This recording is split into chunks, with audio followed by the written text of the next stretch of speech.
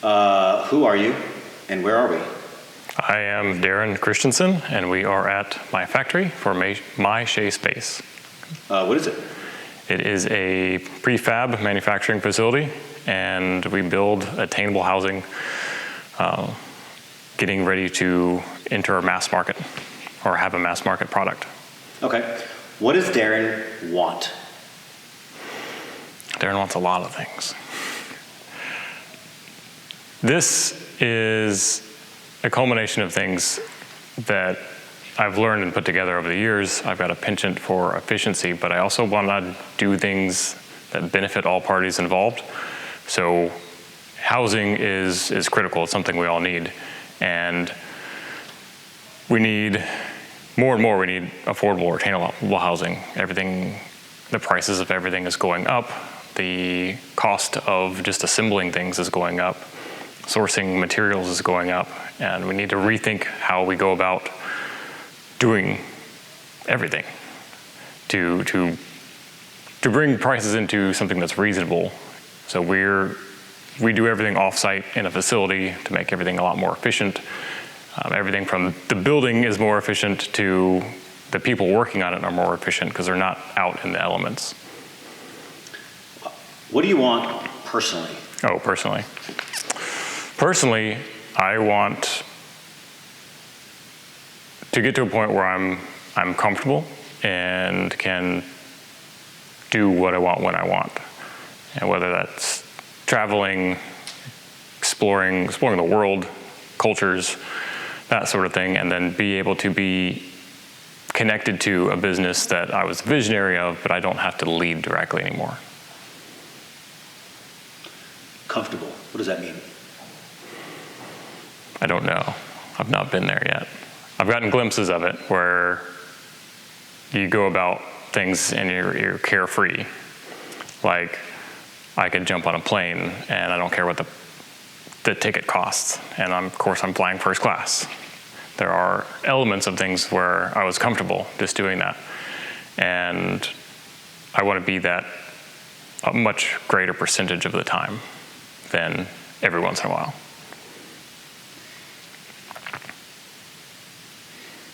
You live out here we're in the middle of nowhere. Yeah. And you want to travel and explore. How are these two things connected? How are you wanting to be comfortable? How is it connected to this? I'm out here because the first time I went all chips in, put everything on the table, I bought a piece of property out here. And that was in the aim to get out of debt. I had to do something drastically different. I just bought a raw piece of land and built a shack on it and lived out of the shack for 3 years to crawl my way out of debt. And out here, it's quiet. I can think. I don't have any distractions of going anywhere or partying or spending money or just any random distractions. It's a lot harder to get somewhere because I'm a half hour from anywhere. So that allows me to focus on getting the job done, getting me the business where it needs to be. I don't know if faster is the right word, but I can focus on the things that I feel that I need to focus on right now.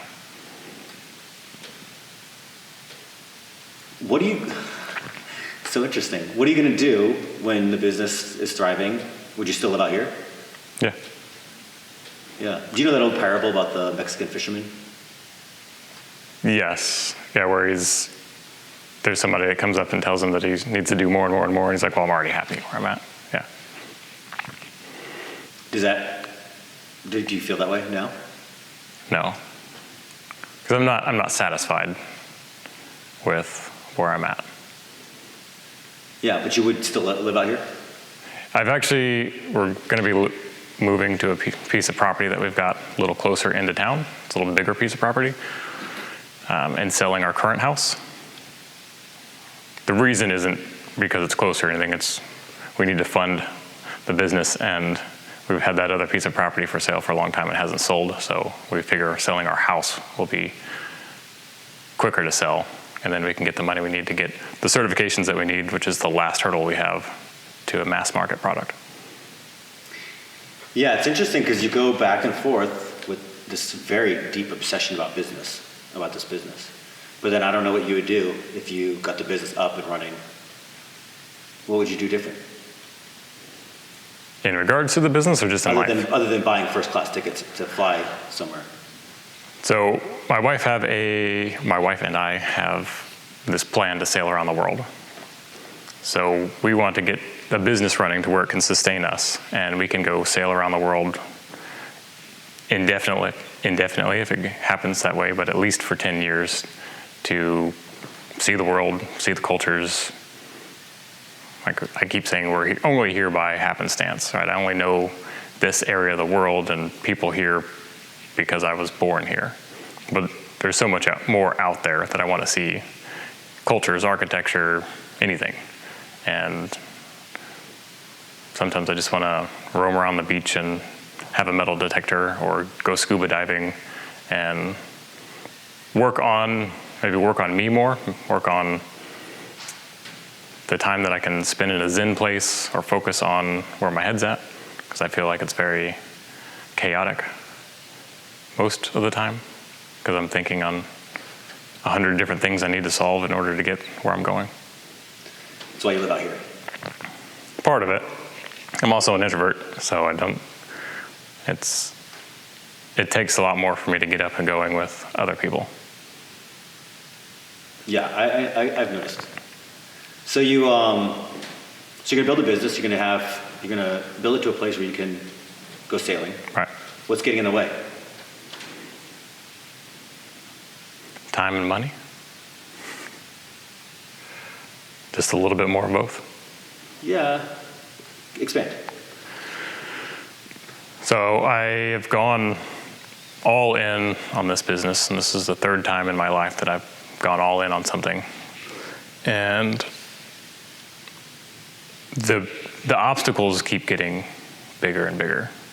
And I feel that I'm going through the founder's journey that you always hear about when somebody that's creating something big is just hits roadblock after roadblock. And after a time, you're like, well, what else can be thrown at me? Like it seems like everything has been thrown at you, and I've survived everything else. So there's a point where it's not nearly as stressful, but I could honestly say that I've had to become a new man every single week for the past year.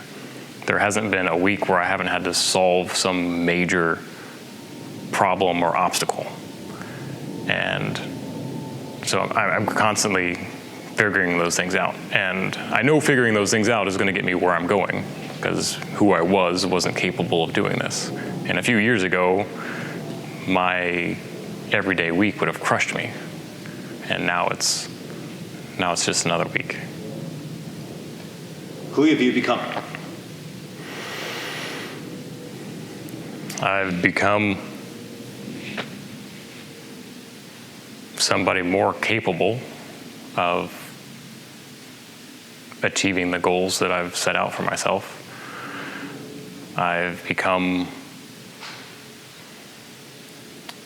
more stable, I'd say, internally, externally, mentally, whereas before I would probably freak out with all of the things going on, and I have, and I still do slip up, but it's, by and large, I just know that I'll solve it, I'll get to where I'm going, and everything I've gone through, everything that's been thrown at me, I'm still here. I'm irrefutable proof that I've made it through all of those things. So I just lean back on that a little bit sometimes. It's like, all right, well, I've solved all the things that have been thrown at me so far. Give me some examples this last year. What's been bad? So when I say I've put everything in this business, I mean literally everything. My net worth has dwindled by half. I've sold everything I possibly could in probably one of the shittiest markets to do so, and taken a lot of hits on those things. Right now, we've got 3 different ways that the next week can go, and everything has just been down to the last minute. The most likely route that we'll be taking is Monday we'll be filing Chapter 11 bankruptcy to force a restructure on the debt on all of this. The note came due in full, and the business isn't in a place where it could refinance on its own. So everything's very close, but it isn't something that we could take on at that point. So in order to maintain, my wife and I are going to take that hit and sacrifice for the business, but it allows us to maintain control of all of our assets, which we'll need to continue to throw at this. That's probably the biggest thing, but it isn't the thing that's like worried me the most, because by the time I've gotten here, I'd been through most of the freaking out, and now it's just like, all right, this is the pace of where we're at. This is how things are going right now. Tell me some other things. What else? I think in May was probably the hardest. So about 6 months ago, I was negative several weeks of runway, and I was taking loans against credit cards to keep funding business and payroll, and was not having any luck selling a couple pieces of property, and wasn't having any luck getting a refinance or any sort of bridge loan or anything to continue. And at that point, we were still prototyping. We were still figuring things out. So I'd say we've gotten past that. Like, most of the hardest parts were we built the facility, we had to do the prototyping, we had to do design layouts, we had to go through a bunch of different materials and figure all those things out, what works. You can build something that's 400 square feet and spend 2 months on it prototyping, and then just realize that some of the things aren't going to work.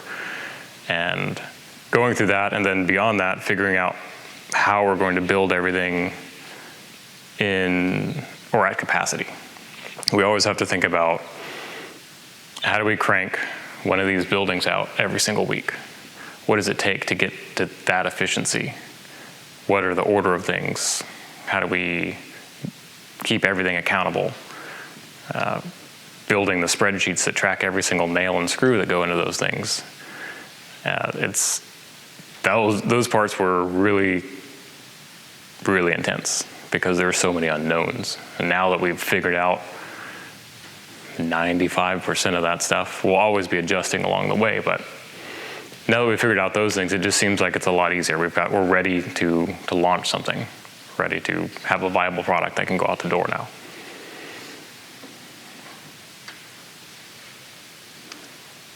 How long have you been working on this? A little over a year. We opened our doors in August of 2023. End of August 28th.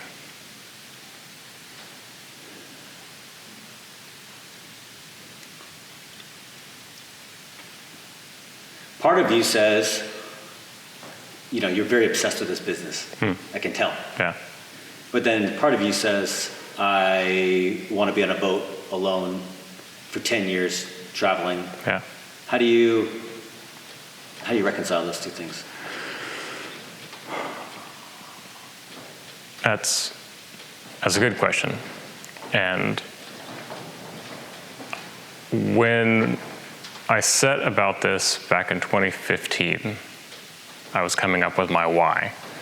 Why am I going to bust my ass? Why am I going to get out of debt? Why am I going to build a business? Like, why would I go through all of that effort? I needed something to work towards.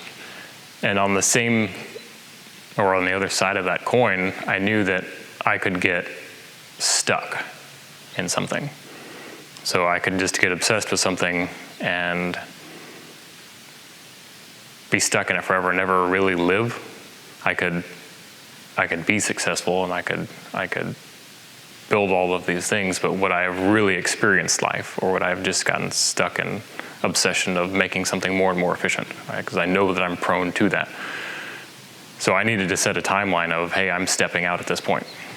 And to add to that, this past year, in all the ways that I've grown and things that I've learned wholeheartedly that I'm not the man to run this business long term. I'm not going to take it to a $500 million company. It's somebody else is going to do that. I'm the visionary, and I'm good at getting an idea going and setting something in motion. But if it gets around to the last 20% of something and the maintaining of it, I fall flat. I get bored, or I want to start something new. So I realize that I know with everything in my being that this is the business that does the thing, that is successful. After working on pivoting to this point for the past 14 years, I know that. I also know that I'm not the one that's going to see it to that pinnacle of its existence. 2 steps. 2 steps. It's like two wants. I want to do this, and then I want to do that. Right. Yeah. Okay. What does success look like here? Like, what's the timeline? What's the next year look like? The next year should be nuts.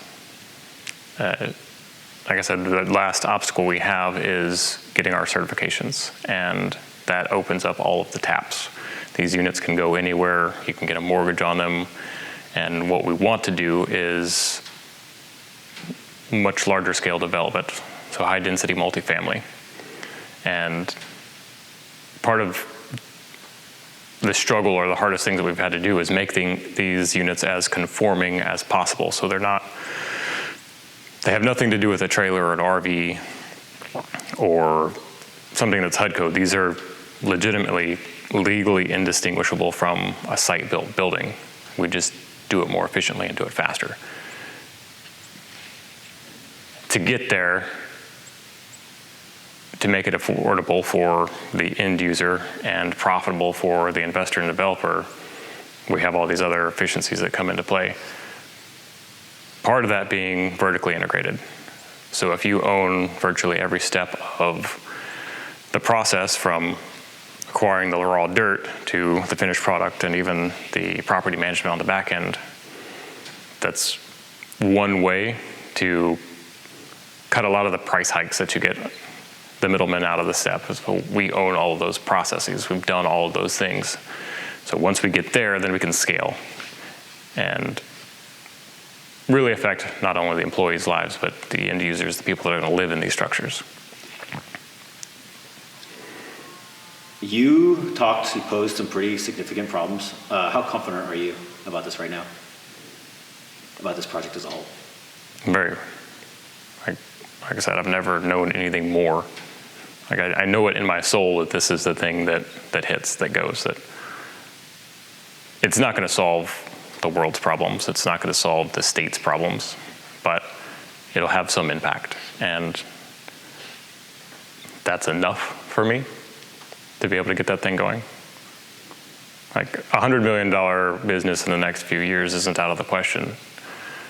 And I don't even know what wealth looks like beyond that. Like, it's unfathomable to me at this point.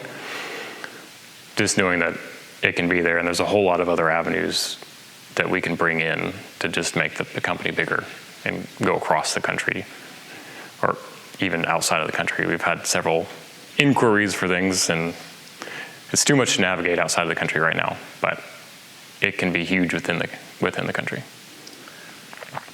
Who's helping you? Who's with you on this journey? Who's helping? My wife and my foreman. He's been with me for 4 years or so.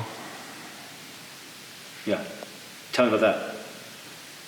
My wife, we've been married for 14 years and have a phenomenal relationship and pretty well tie up each other's weaknesses. So I can be a founder, and I can solve a lot of the problems here. I can build things, and she can be on the other side of it and building marketing material, talking with clients, doing the sales stuff. Ideally, we don't want just a couple of people doing this thing, but when you're a startup, you wear a lot of hats. She works on this with you? Yeah. Full time? Yeah. How long, since the beginning? Yeah. Tell me about that. How did that happen? We decided to go this route. I came up with this idea 2 years ago, essentially Thanksgiving 2022. Came up with the idea and then quickly figured out how to get things going. She was in mortgage, and in 2022, 2023, mortgage shit the bed, and there wasn't really much happening there anyway. And she was launching a book, and she wanted to focus on finishing her book, getting that launched, and then come on board here. And initially, I don't think she was as bought into it initially because she didn't feel like it was hers, because it was my brainchild, and she felt more like an employee to me than someone that was co-helming the business. And it came to a breaking point at one point when one of the many times in the past year we've run out of money. And she's like, well, do I go get a job? And I was like, no, you fucking have a job. This is more important than anything else that you could possibly be doing. Because if you go get a job, then it takes you away from this. And she is a crucial part of it. And then she realized that me, the business, really needed her. And then she's been bought into it, and she sees it differently now, and now it's her baby as well. Fascinating. What do you like about life right now? It's 2024. What's good? I mean, I know you seem very optimistic about the business, even though it's obviously got challenges. Yeah. You seem happy with the wife. Yeah. What else? I feel very optimistic about the economy in the coming years, where things are headed. Obviously, things have to get worse before they get better. But it feels like a perfect storm of there's a huge void in the market for the solution that I've got. There's very little effort into actually solving it, anything that's sustainable anyway. And there's nowhere near the capacity to solve it, let alone make a big dent in it. So we've got a huge advantage going into that. And on top of the people that solve it and can solve it for not only the end user, but again, you have to solve it for the investors, the people that are going to be developing. Like, it has to make sense for them, and it has to make sense for the cities and the jurisdictions that are going to approve these developments. And we've done all that market research. We've done all of the experimenting and the talking with the cities and seeing where those things go. The other things I'm seeing is being very early into this slightly different way of doing things. Like, nothing I'm doing here is new, but just kind of the combination of how they're being put together is new. Being early into that, I see the companies being able to trade like tech multiples, where there's going to be companies that want to get into this that have way bigger pocketbooks than little old me, starting this from dirt, right? So they'll pay a lot of money to acquire something that's already established. So that's one possible exit or huge injection into things. Yeah, that's way down the line. Sure. Yeah. What about what are your sales now? Have you launched sales? Yes, we have. Oh, okay. We've sold 3. And then by this time next year? At least 10x that. Very confident. I mean, 10x should be nothing. Sure. Because this is the first year. We could do 10x that in November, December next year. It's just we'll ramp up to that. We'll bring on more employees. It's getting the certification so that these things can get put anywhere. That's the thing. And then after that, it's how quickly can we build them? How quickly can we hire? How quickly can we get material in here? How many employees is it now? Right now, it's just me and my foreman. We had a couple out there for a while, and one went on some traveling. He was dating an older woman, and she took him to Spain, and I don't think he ever came back. And the other one needed something that he viewed as more stable. Like there was never any issue with him getting paid, but he moved out somewhere, and it was a bigger commute for him. And I know I talk too much about my ideas, and I've got very big visions for things, and I talk through how all the scenarios are going to work. And in one sense, I think that's very good for somebody learning their job or their role in something, to know what they're doing and how it affects things. But I think it can scare people that don't think about a business that way. Like, they want a job. They don't want to know the nuance of running a business, because it can be terrifying. So I think I scared one of them away, and the other one was dating an older woman and got lost in that.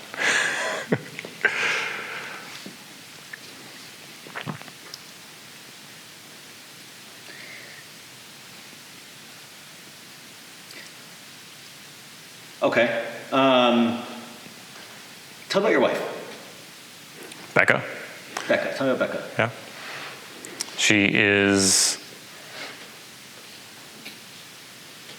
I met her in April of 2009 on MySpace's Dying Breath.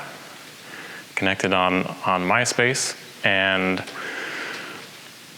went to like the messenger, and then got on a phone call, and then ended up meeting in a strip mall that was kind of halfway between us. And then we walked and talked about things for hours, well into the night, and then we've been inseparable ever since. She was intelligent, but trapped in the societal norms of thinking. And I challenged everything that she ever knew about how the world works. And I was going through,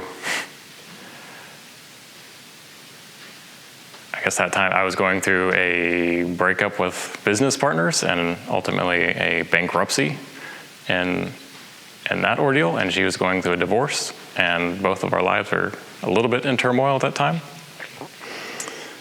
And we were making really big changes. And we dedicated to each other at that point in time that we are going to continuously work on self-improvement, both mental, physical, and it's been a journey of all of that. We have held each other accountable, and we have grown together, and it's been amazing. I see so many people that don't have that, and it's sad, where they don't communicate, or they aren't at the same level of their existence. Like, they don't even seem like they're in the same realm sometimes. And I guess I'm very, very blessed in that sense, that we're both a whole person outside of one another, but when we come together, we're an order of magnitude more than we were separate. You had another business, Go Belly Up. Yeah. This one, I know it's a restructuring. Mm-hmm. How do you guys deal with the stress? I'm still here. I'm still kicking. I always figured out that one. I got into real estate into 2007, beginning of 2008. Good time. Yeah, it was a good time. And I didn't know anything about it. I got into it through one of those real estate education pyramid schemes. And I just wanted to learn. I attached myself to two people that were in that group and actually doing something to learn. And at that point, I quit a very good job and just showed up and said, put me to work.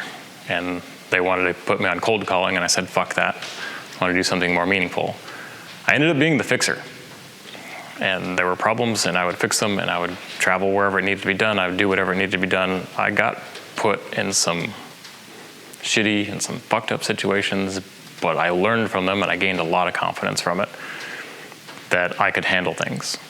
And going into that, I knew going into it that it wouldn't last. And there's just some things and one of them was ex-Bulgarian mafia, and the other one was a Mormon, and I knew when the Mormons' morals faded that it was time to go. And I was never a true business partner. I was on the payroll. I was taken care of. They gave me a house and a car, and I just fixed things for them, for the business. And 2008 happened, and things got crazy, and they were going to run with the investors' money to Argentina. And that was not something that I could live with in any capacity. So I blew the whole thing up and called investors and say, hey, you've got liens on a property, you've got a clause in a contract, act on it. And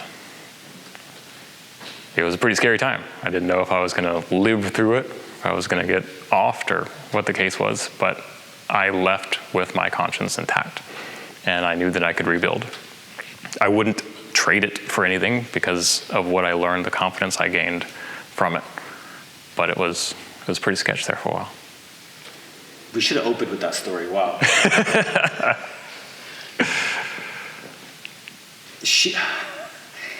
Becca's okay with this. Is a lot of lifestyle. Yeah. She can handle it? She can handle it. Excellent. Okay. 5 years from now, my goal is to, keep up with you, do this between now and then. But in 5 years, what would you say, what are you going to say when I put the camera back on you? It's a hell of a ride. What's life going to look like? I'll be on the water, and I'll fly in from some remote island that I was hanging out at. No, you're going to fly me out. Even better. Even better. In that lifestyle of cruising, having a yacht and sailing around the world, you're always fixing something in some beautiful location. Like something's always breaking, right? Needing to do some maintenance. And inevitably, it's hard to get stuff wherever you are. So flying somebody out is actually very, very beneficial because you get their address and you end up shipping a bunch of stuff to them and using them as a mule to get your parts delivered to wherever you are in the world. So it's a win-win. What does this look like? What is this? What? This project. This is handed off? Oh, yeah. Yeah. I'll still be involved in some capacity, but I'll have people for that. They can handle all the things. You're going to get bored on the ocean. You're going to want to fix some stuff. Yeah. Is it going to be big enough? This is big. Yeah. Boats are relatively small. Yes. There's a lot of time to get bored out on the ocean. And part of me is fascinated by that, and part of me is terrified by that. Right now, I can't fully delve into all the knowledge that I want to learn. There's not enough time or resource for me to just shut everything else off and dedicate to that. So I want to do that. And then I've got bigger projects that I want to do around the world. And part of that is setting up land and wildlife sanctuaries in places that I love around the world, places that I want to protect. And we'll set up like an eco-village that can fund itself in perpetuity. It can fund research, but then it's also a home base whenever I want to come in. So whether that's a marina or some eco-village around the world, I want to set up a bunch of those to just have home bases. And that being my legacy as to protect some small piece of the world. Because we're not having kids, Beck and I aren't having kids, can't have kids. So we don't really think about legacy in terms of family at all. And we've shut out the vast majority of both of our families because they don't see things the way we do. They're stuck in old ways, and it's not something that we've been able to resolve. So family isn't something that we really think about. It's more about people we run into and nature and the beauty that we want to preserve. Are you sad about not being able to have kids? No. I'm not a caretaker. It's not something, I'm good at solving things, but people don't need to be solved.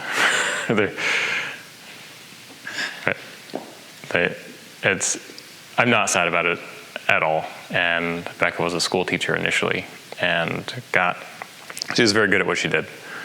But because she was good, she got all of the problem kids because she was the only one that would go through the documentation process to get them the help they need. So she had 8 years of being that person and that resource to help these kids go where they need to go.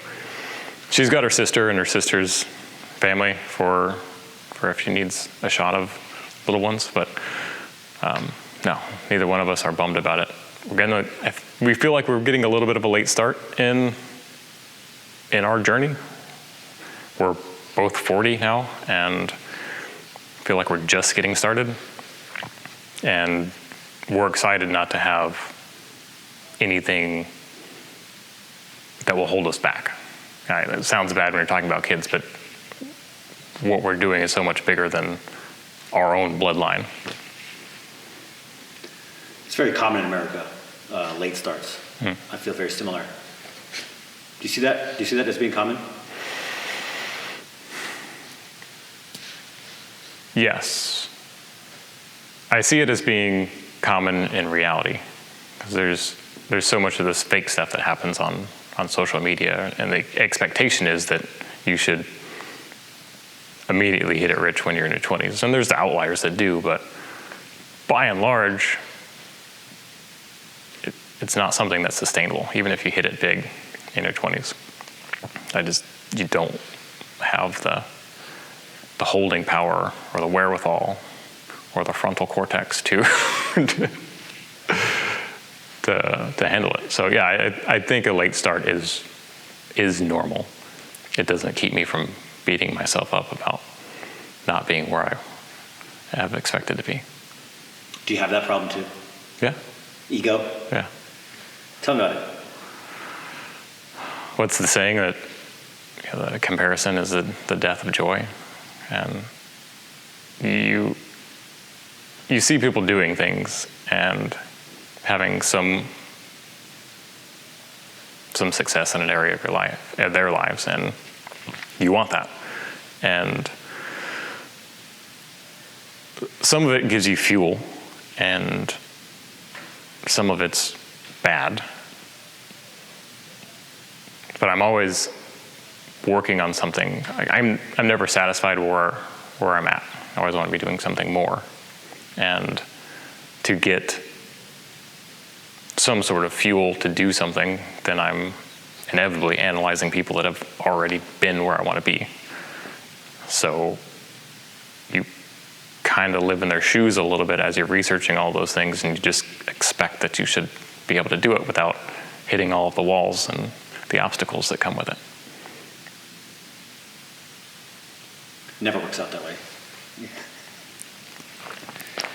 Okay, 5 years from now, Darren's going to watch this video. What's he going to say?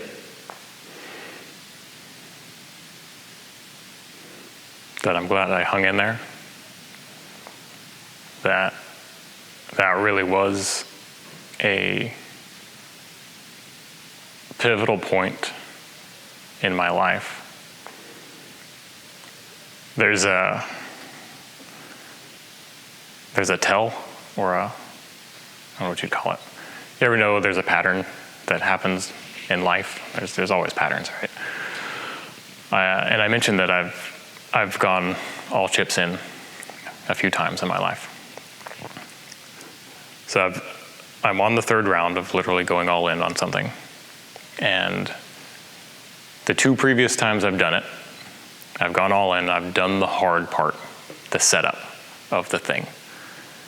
And after I've done the hard part, I've done the setup, and I'm in the piece where it's about to take off, I've lost a dog. The 2 previous times. And I just lost a dog of 12 years this past Sunday, 6 days ago.